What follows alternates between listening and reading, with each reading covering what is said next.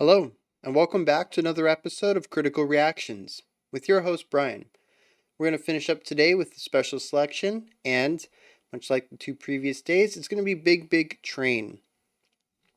This one comes in from Johan, says East Coast Racer. That's what we're going to check out today. This is from another new album. That puts us at 3 days for 3 albums. Different song off of or each song this week has been from a different album. So yeah, this one comes from English Electric, Full Power. And yeah, let's dive into this, see what's going on.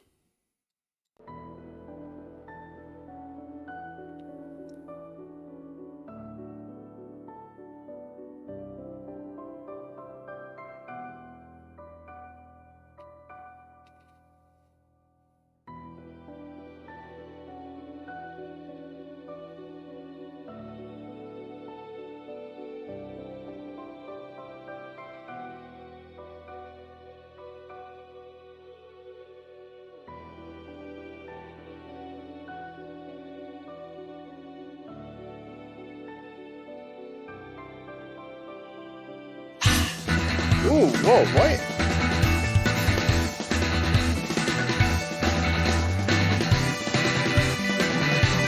Yeah, I love that bass work right there.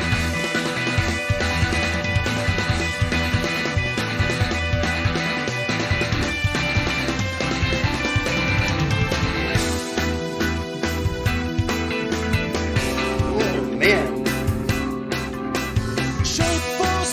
Got a bit of a jazz guitar line right there.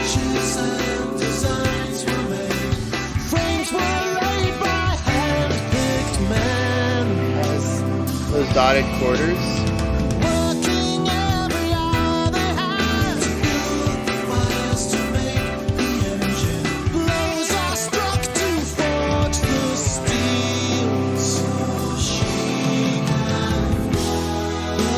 Yeah, gorgeous transition into this new section here.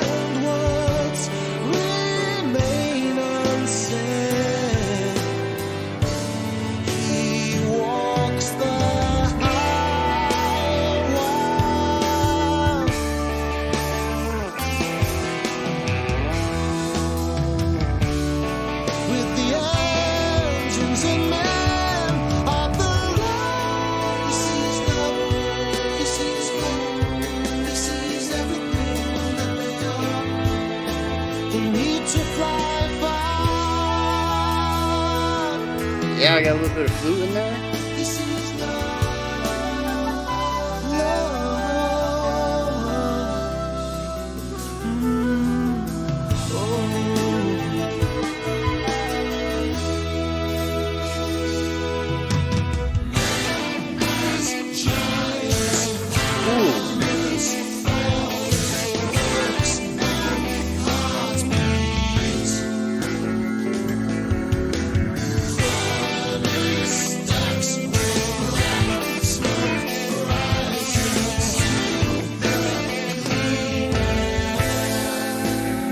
Really cool. We're actually shifting between like 2 bars of 7 and a bar of 8.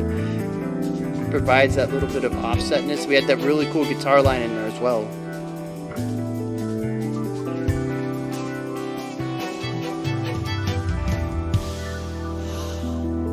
Here she comes.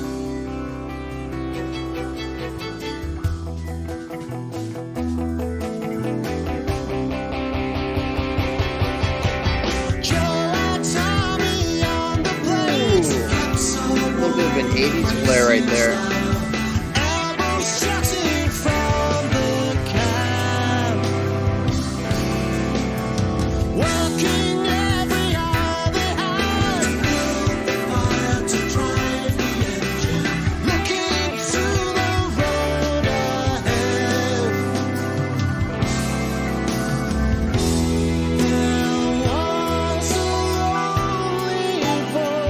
That little piano ornamentation.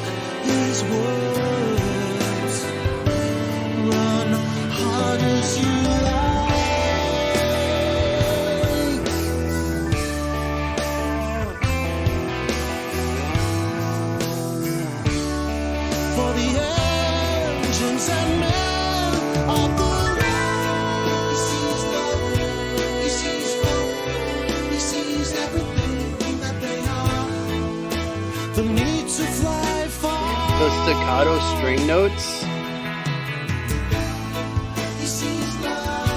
Yeah, that's, oh man.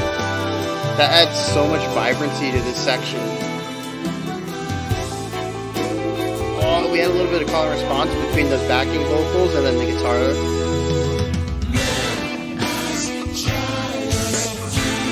After this section. And there's so much going on in the mix as well.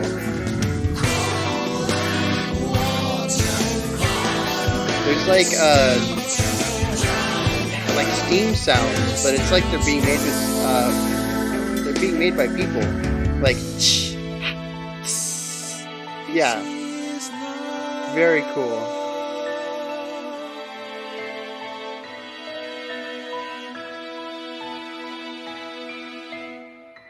Dude, their chord resolutions are so good. I mean, their progressions as a whole.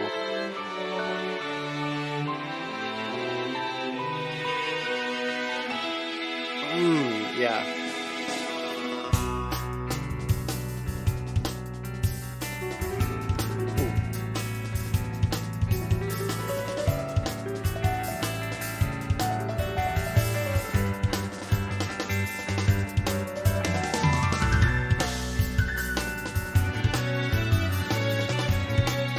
So we're working within 10 beat phrases here. I'm not sure if it would be 5/8 or 10/8.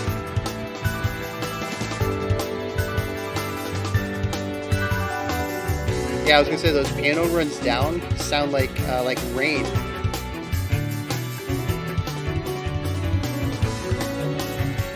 It's just those little ideas everywhere coming together to form the idea, yeah, in this section.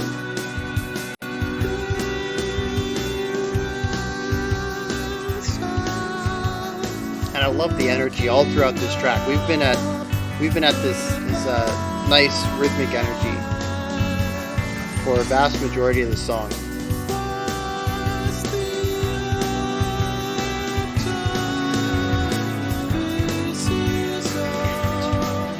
That's the syncopation of them right here is just, oh man.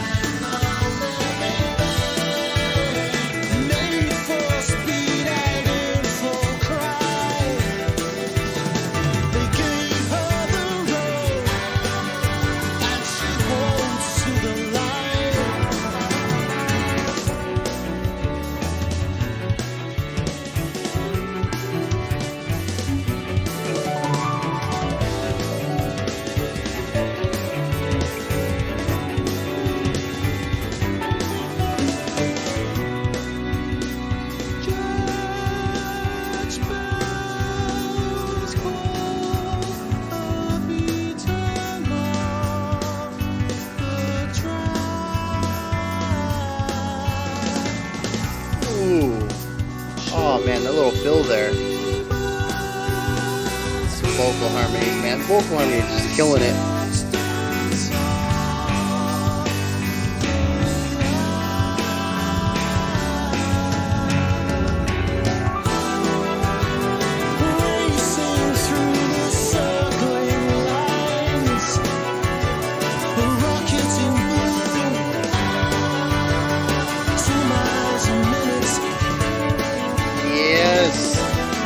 Brass have like a call, not a call and response, like a medley almost.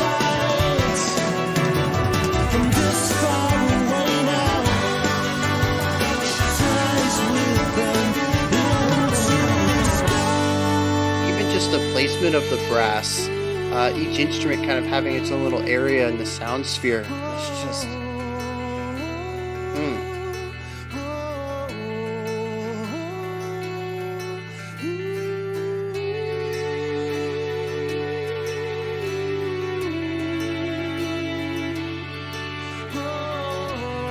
Is that a guitar on the right that's providing a rhythmic element against the long drawn out notes in the strings?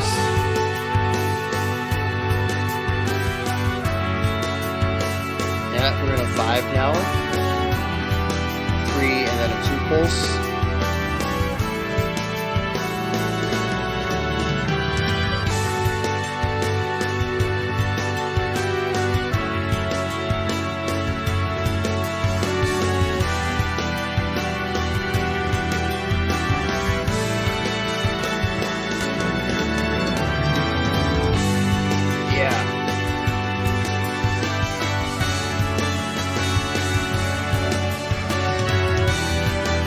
I love it. It's so warm and victorious.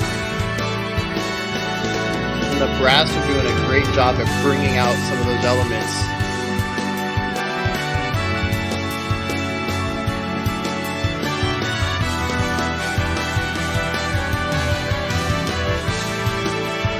It's interesting, the drums are emphasizing 1, 4, and 5. We have a big simple crash on 1, and then the snare hits on 4 and 5. That drums are just getting more intricate there at the end too. Yeah, bring all that energy here and smooth it out.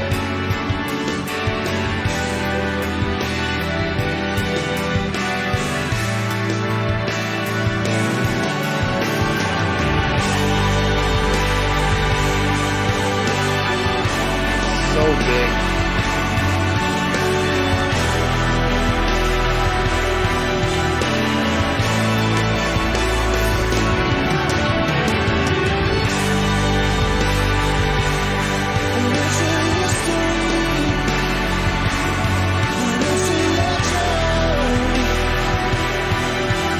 Interesting. Now our emphasized beats are 1, 4, 1, 2, 3 in a 2-bar phrase.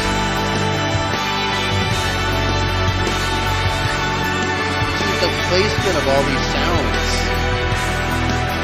The mix on this is just so good.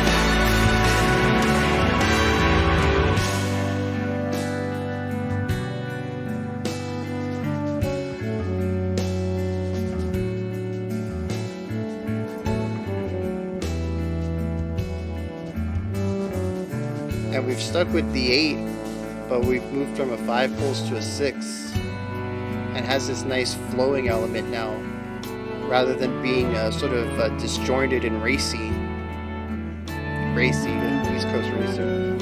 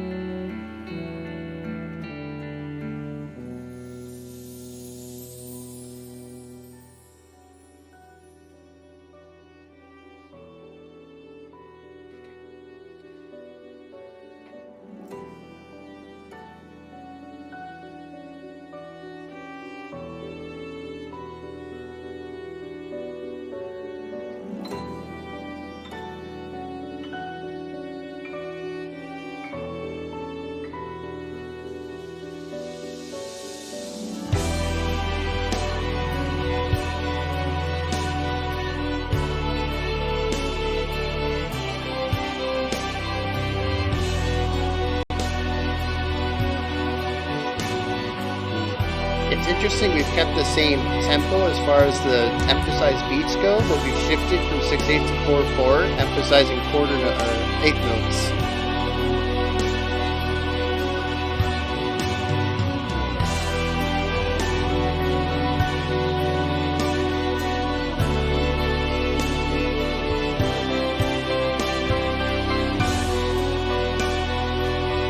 Interesting, there's melancholy woven into this. A lot of the song has been very victorious. Very bright and positive and energetic.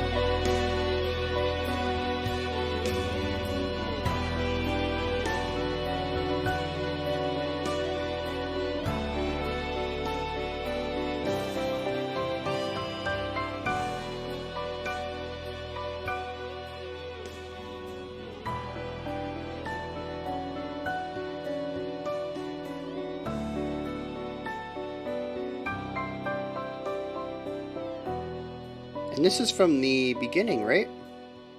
I recognize that line. I don't think it was the piano that played it, but I recognize that melody.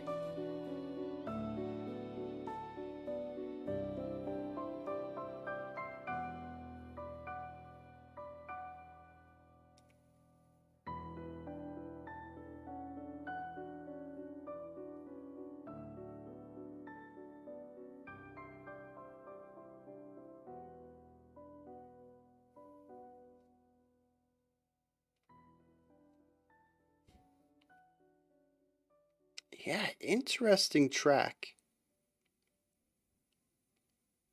Interesting track. Not the ending I was expecting, given everything else that we had seen heard up to that point. There was definitely some moments that were a bit more restrained, uh, but like 80% of that track was just high energy, energetic, driving, triumphant. So it makes me wonder what the song is about. I might have to look this one up because I'm quite curious now. So yeah, musically, as usual with these longer epics, I'm not gonna be able to break down minute details like I would in other tracks. Like we checked out Rolo Tomasi earlier, and I could really get into some of the nitty gritty of it as a shorter track with uh, less variety in the song structure. So it's a lot easier to talk about on a more nuanced level. This is 15 minutes of uh, wildly varying sections. Whoa, okay. There's a lot of lyrics here, which I guess makes sense when we checked out. What did we check out yesterday? Oh, Atlantic Cable. There's a lot of lyrics to that one too.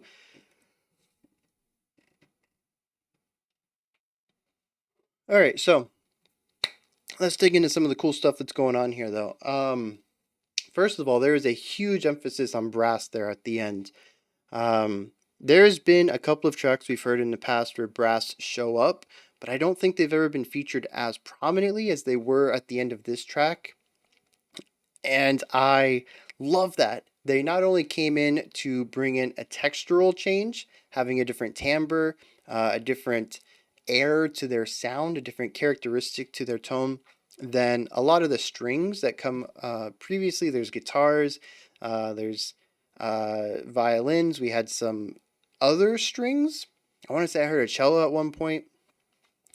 Um, so there's actually, a lot of strings utilized throughout this track, and then you bring the brass in, and it's a completely different feeling. It's a completely different texture, and it alters the way that the atmosphere of the song at that point. And I absolutely love the way that it's utilized. First, they come in just with sort of a big entrance, all the instruments kind of working together to create this full brass section sound. But it doesn't take but maybe 1, 2 sections before we hear them split up. And they're sort of doing a round of sorts where the trumpet will play something and then the trombone, French horn. No, there's the lower one though. Might have been a trombone, might have been a baritone. Um, but then you'll get a lower end sound that'll replicate it. I think there was a French horn in there though, and then they would play it, and then the trumpet would play a new idea, and it just kind of like go around, sort of like a call and response, but more than just a single call and a single response. You get a call and then a response and a response and a response. It comes back to the call. Um, Very cool though. Very cool. I've utilized this technique before. I think it sounds fantastic. I absolutely love doing it. It's a great way to add uh, embellishment to a section without overdoing the layers, while also implementing quite a few different sort of timbres into a song or into a section. It's just really cool to do. And I think it does a lot. Like I said, with widening out a sound, maybe making a section sound more unique without getting into the section of having too many layers. Like if they had put all 4 instruments at one time doing their own thing, it could get chaotic. So then you would naturally have to group them up and maybe say, baritone and trumpet, you're doing one thing, French horn and whatever else you're doing another thing, and now you don't have as much of that singularity sound that you might have been going for.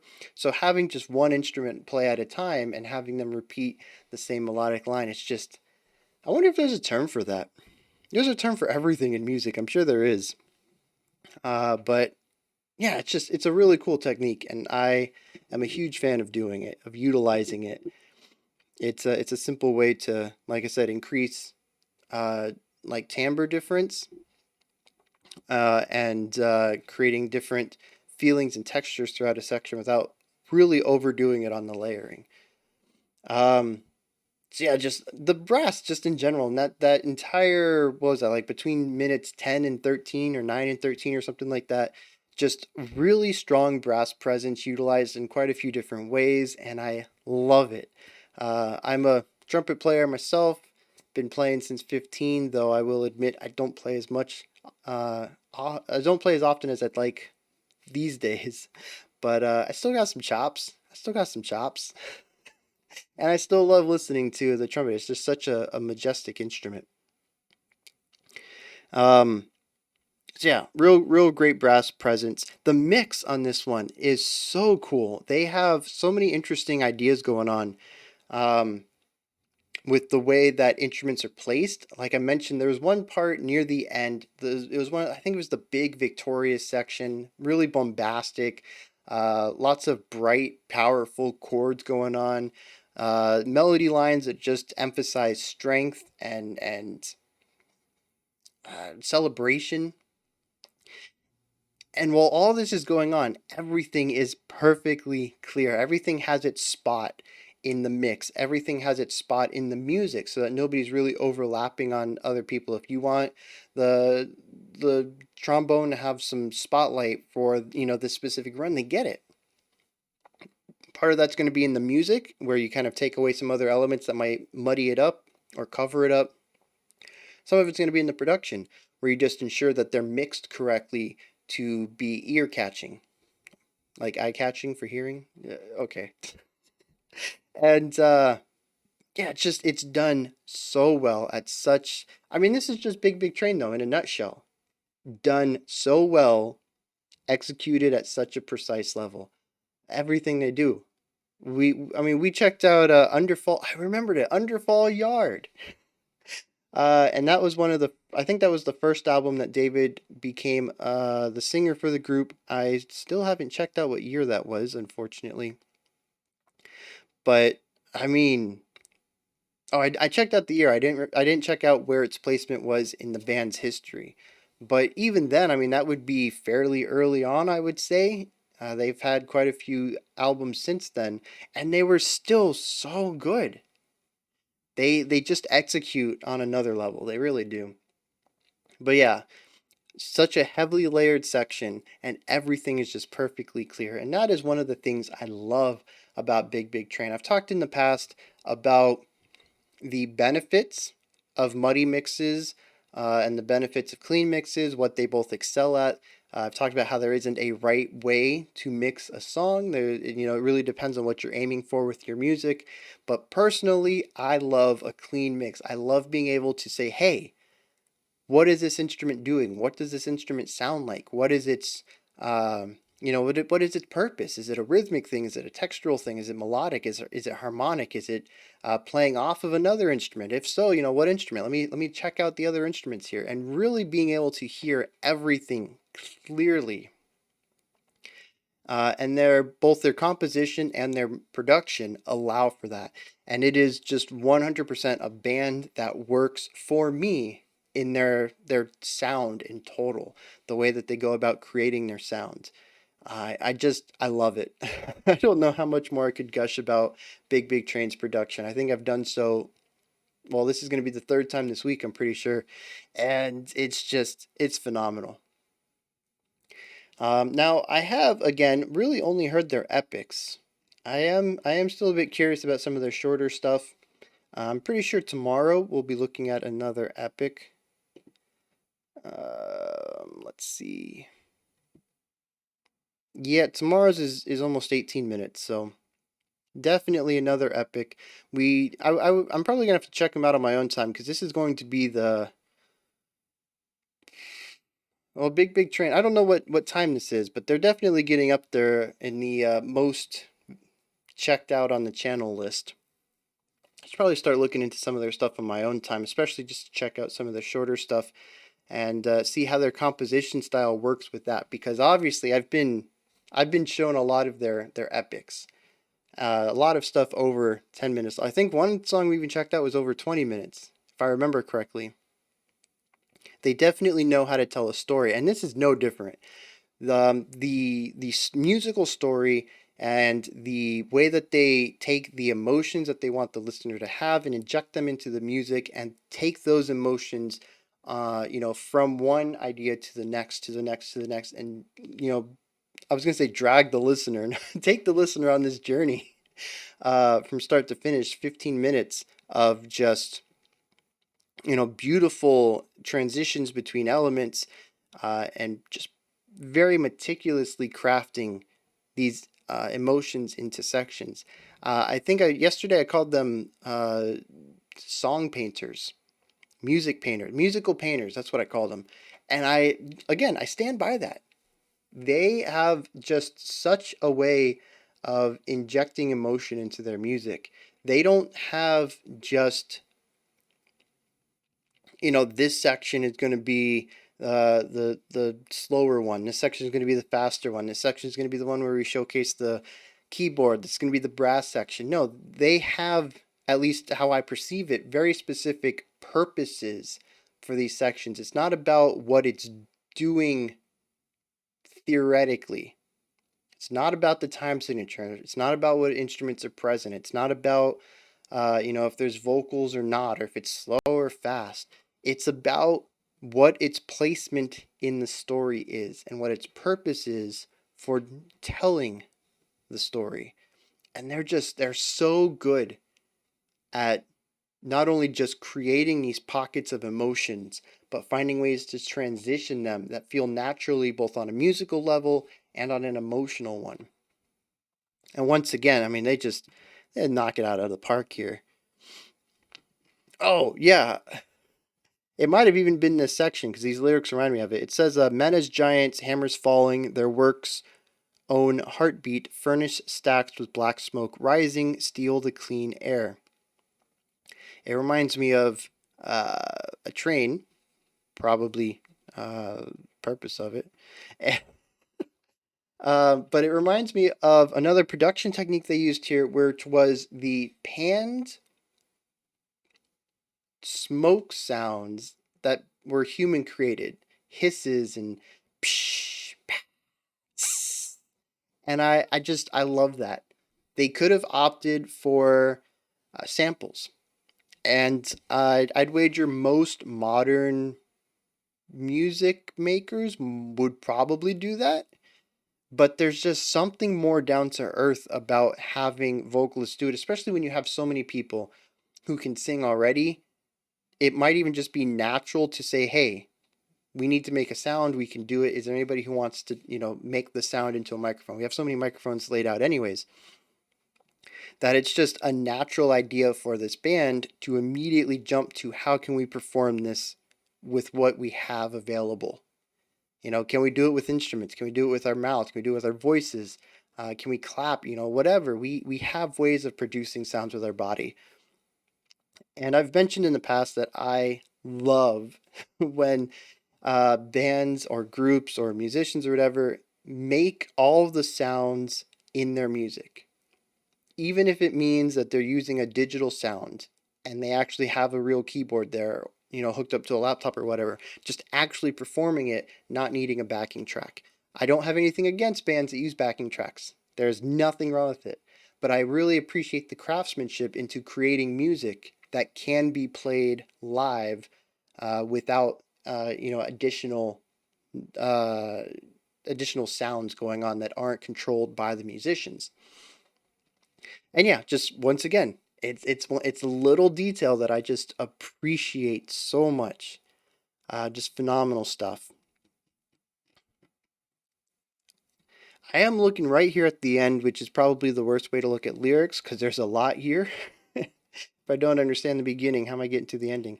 But I am curious about Oh, there is a little bit of a breakdown here. It says, yeah,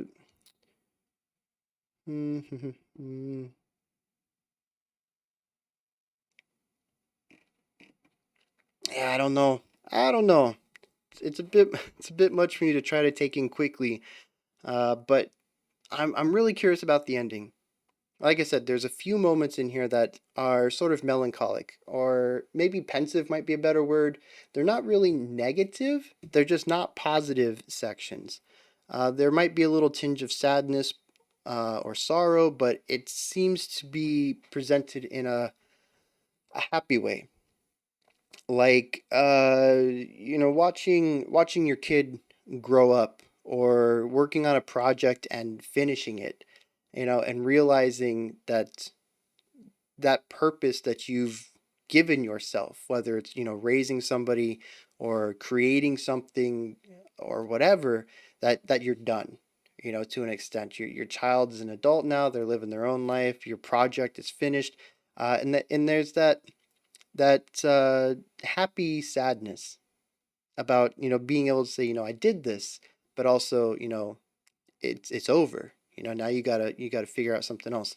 And I get a lot of that emotion in here, but I'm not really sure where it stems from, especially with that ending being complete antithesis to what most of the song is. There's just so much happiness and triumph and victory and celebration in so many of these sections. And then for the song to just end on such a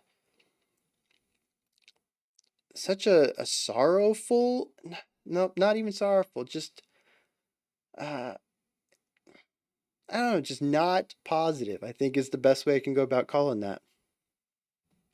I'm real curious. If anybody has an interpretation of the lyrics or any of the musical themes, how things work together in this song, uh, maybe there's an interview with somebody from the band who, this is what the song is about. This is why, some of the emotions that we've tried to capture in here. If you have any of that information, please put it down in the comments. I am quite curious. I really am. That ending is very perplexing to me, but unlike other times where I'll say, the ending doesn't make sense to me. Maybe in a thematic sense, it can shed some light, and I can appreciate it from an artistic perspective. It just isn't making any sense to me here. It does kind of flow naturally in this one, especially since it's presented so many times prior, and I think that is kind of a key aspect here for me. The ending confuses me, but I don't feel like it's out of place, and some of that might be foreshadowing from these same emotions we have heard previously in the track. And foreshadowing is just, it's such a strong tool. Any sort of idea of injecting subtle or even not so subtle concepts of something you're going to introduce later. It could be rhythms, it could be emotions, it could be melodies. It is a strong way of connecting disparate sections together by showcasing them acting simultaneously. Um, and it really helps in tying sections together that just don't feel like they should fit, and sometimes it goes completely under the radar. I'd be like, why does that even work? Well, it's because they snuck that idea in earlier. Sometimes that happens.